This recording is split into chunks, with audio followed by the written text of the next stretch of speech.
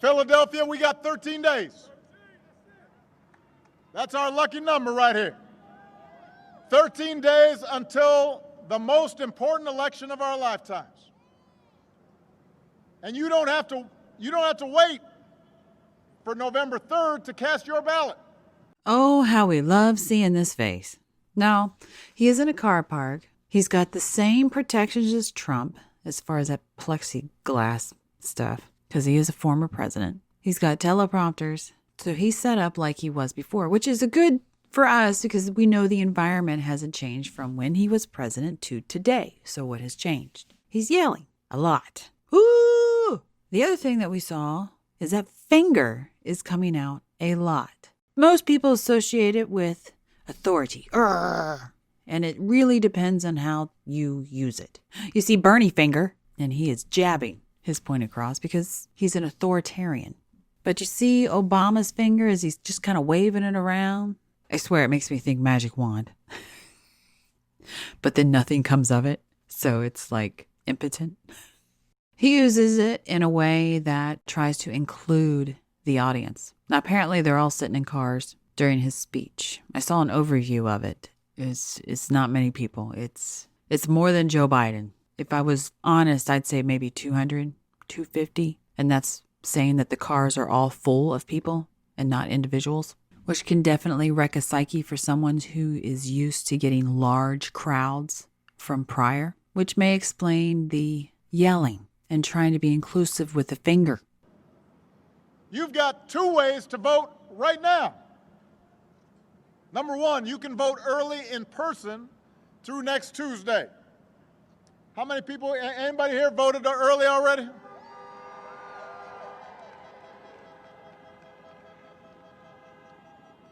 Just, if you haven't, just go to iwillvote.com/PA and find out where you can vote early. Number two, you can vote from home with a mail-in ballot. Just go to iwillvote.com/PA to request your ballot right away. And before you send it back, Pennsylvania's got this thing where you've got to use both envelopes. So you've got to read the directions carefully to make sure your vote counts. And if you've already voted, then you've got to help your friends and family make a plan to vote. Take them with you if you vote early or if you vote in person on election day, because this election requires every single one of us to do our part. And what we do these next 13 days will matter for decades to come. Now, last time I was in Philadelphia, I was at the Constitution Center. And I was delivering a speech for the Democratic National Convention this year. And I said during that speech, I've sat in the Oval Office with both of the men who are running for president. And they are very different people. I explained that I never thought Donald Trump would embrace my vision or continue my policies, but I did hope, for the sake of the country, that he might show some interest in taking the job seriously. But it hasn't happened. He hasn't shown any interest in doing the work or helping anybody but himself and his friends or treating the presidency like a reality show that he can use to get attention. And by the way, even then his TV ratings are down. So you know that upsets him.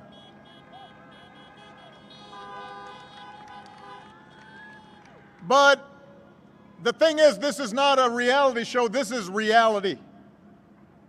And the rest of us have had to live with the consequences of him proving himself incapable of taking the job seriously. So as you watch him speak, he's literally dancing. It's a nervous dance because he keeps going back and forth and his hands are doing that up and down motion as he turns. It's like, what's so exciting? It's not exciting. The rest of his body says he's stressed, the yelling, the jitteriness, the urgency in this body movement should tell you that as he's speaking on this subject, it stresses him a lot. You know what a really bad liar looks like? Think of a child. If you ever confronted a little one about, I don't know, let's say the cookie jar, because it's my favorite, taking a cookie, you know how much they move when they're lying to you if they're that kind of kid? They move a lot. They're wiggling. They're looking around. They're over-explaining. They're jumping up and down. And I don't mean literally like clearing the floor. It's like some body part, like bouncing, which looks just like that. It's like, I really need you to believe me. I did not take that cookie. Because if you don't, I'm going to get an ass whooping. I really need you to vote. Get everyone to vote. Because if you don't, I'm going to get an ass whooping. At least 220,000 Americans have died. More than 100,000 small businesses have closed. Millions of jobs are gone. Our proud reputation around the world is in tatters. Presidents up for re-election usually ask if the country is better off than it was 4 years ago. Well, I'll tell you one thing. 4 years ago, you'd be tailgating here at the Link instead of watching a speech from your cars. The only people truly better off than they were 4 years ago are the billionaires who got his tax cuts. Right now, as we speak, Trump won't even extend relief to the millions of families who are having trouble paying the rent or putting food on the table because of this pandemic. But he's been doing all right by himself. As it turns out, this was just reported in the last 48 hours. We know that he continues to do business with China because he's got a secret Chinese bank account. How is that possible? How is that possible? A secret Chinese bank account. Listen, can you imagine if I had had a secret Chinese bank account when I was running for re-election? You think Fox News might have been a little concerned about that?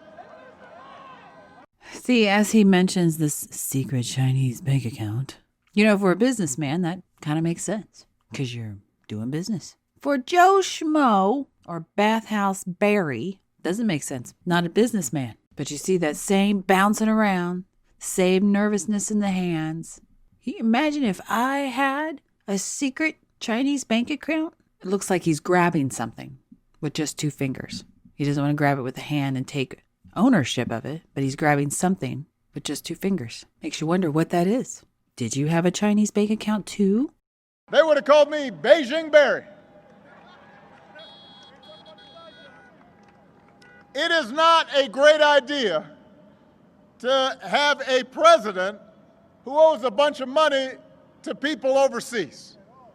That's not a good idea. I thought that was kind of interesting. It's not a great idea to have a president who owes people money overseas. And instead of pointing it away from himself, he takes it and he points it towards and kind of over the shoulder. Maybe he really should be called Beijing Barry. I think this is all we want to do on him. He's in that mix just as much as Hunter and Joe. I just hope you now saw the desperation.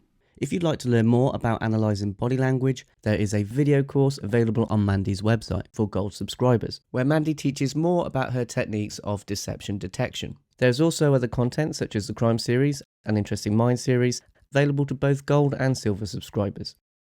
And if you haven't already, don't forget to subscribe to our channel on Library to watch even more free videos.